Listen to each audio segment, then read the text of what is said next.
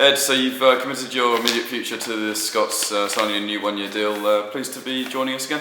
Yeah, no, really pleased to come back for another season. Really enjoyed my first year here.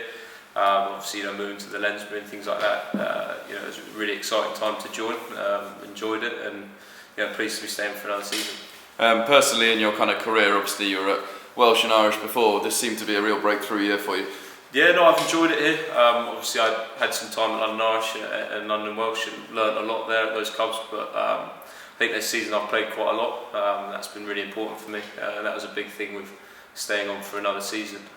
Seem to have found somewhere I really enjoy, an environment that works for me. So, really pleased. Yeah, you mentioned the amount of rugby you played. You played 16 times. There was one time where you were about 8 or 9 starts in a row. The number 9 shirt kind of made it your own. Did it almost go better than expected after you signed last summer, do you think? Yeah, obviously I had some personal goals when I turned up at the start of pre-season. To get a lot of game time, that was something that was important to me. And like you said, I had a stretch of quite a few games where I got given the shirt week after week and really enjoyed it. I think my game came on massively in that period. The season's gone really well, so hopefully more of the same next year. Yeah, as a club, one of the main mantras is to really kind of develop players into going on to bigger and better things potentially. You're obviously confident that this is the right place to help you continue to develop. Yeah, I think there's a good group of boys here that want to be pushing on, and obviously everyone's got that ambition to be pushing up the leagues and things like that. So I think there's a real good group of lads here who want to be doing that, and it sort of definitely pays off Monday to Friday when the lads are getting out and doing their extras and really trying to be the best sort of players they can be. This week we've had Dave Morris announced as the new Director of Rugby joining us from Loughborough. That's an exciting change and one I'm sure that will keep everyone on their toes. Yeah, no, it's really exciting.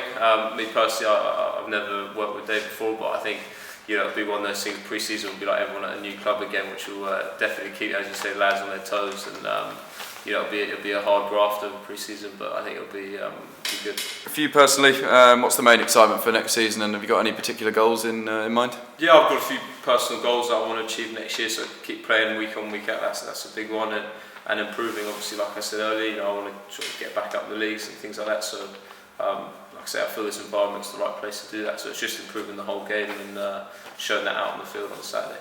And just finally, as a scrum half, you've been training and working with Jamie Stevenson for the last year. Obviously, some disappointing news that he's been forced to retire. Have you got a particular message for him after working with him? Yeah, obviously the news came out yesterday.